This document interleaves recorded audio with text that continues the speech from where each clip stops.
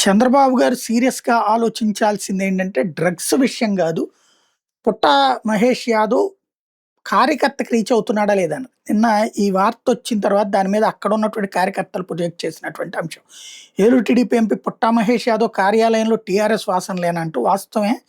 TRS మాజీ మంత్రి Talasani Srinivas యాదవ్‌కి MP పుట్టా మహేష్ యాదవ్‌కి దగ్గర బంధుత్వం ఉన్న విషయం అందరికీ తెలిసిందే. ఎంపీ పుట్టా మహేష్ యాదవ్ తమ్ముడు డాక్టర్ రవికుమార్ స్వయాన తలసాని అల్లుడు.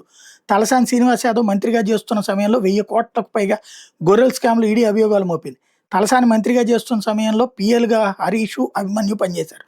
గొర్రెల స్కామ్ కేసులో తలసాని వద్ద పీఏగా పనిచేసినటువంటి హరీష్‌ను కూడా విచారించింది. తలసాని పీఏగా పనిచేసిన హరీష్ ప్రస్తుతం ఎంపీ మహేష్ యాదవ్ దగ్గర పీఎస్‌గా పనిచేస్తున్నారు.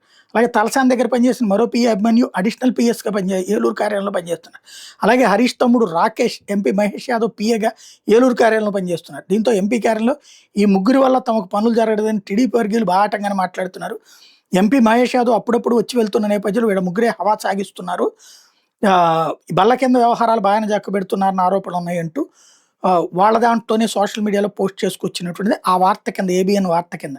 ఇటీవల పోలవరం నియోజకవర్గంలో ప్రైవేట్ వ్యక్తులకు చెందిన భూముల వ్యవహారంలో పెద్ద మొత్తంలో చేతులు మారాయి అన్నటువంటిది కూడా ఆరోపణలు వచ్చినాయి. ఇవన్నీ చూసుకోండి. మహేష్ యాదవ్ సొంత సామాజిక వర్గాన వాళ్ళని కూడా ఇబ్బంది పెడుతున్నారు, రానియట్లేదు అన్నటువంటిది. కాబట్టి ఒకసారి అసలు ఏం జరుగుతుందో క్రాస్ చెక్ చేసుకోవడం బెటర్.